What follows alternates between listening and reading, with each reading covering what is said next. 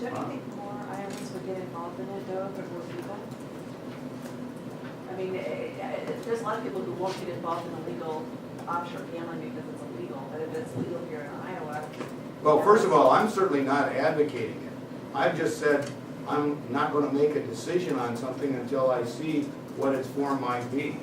And I guess my feeling is we need to be very careful about expanding gambling. And in fact, right now, we're working with the Attorney General's office to fight the Ponca Indians that are trying to add another tax-exempt Indian casino in Carter Lake.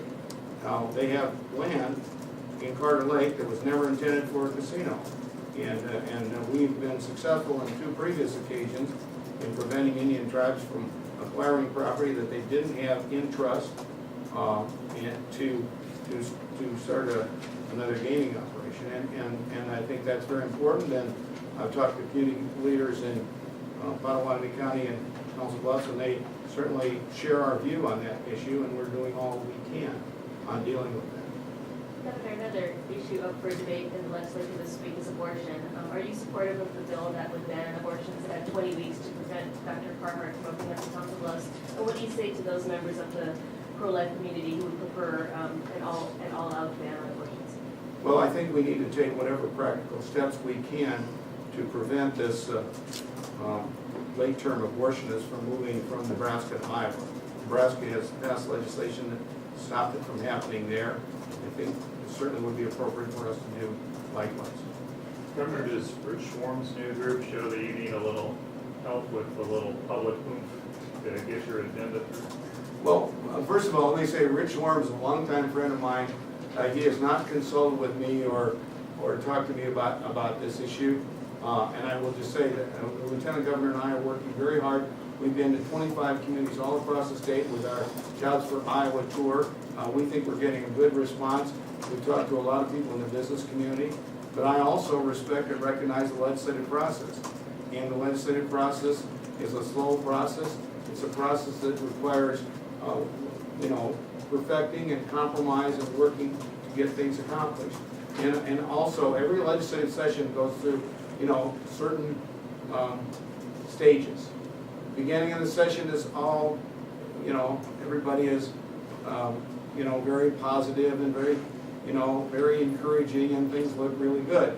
And then you have the falling apart stage in the middle of the session. It's kind of where we are now. And then you hope when a successful session, it comes back together at the end, and big things end up getting done, usually in the closing days, sometimes in the closing hours. But I always say, when they declare something dead in the Iowa legislature, I said, there is such a thing as resurrection.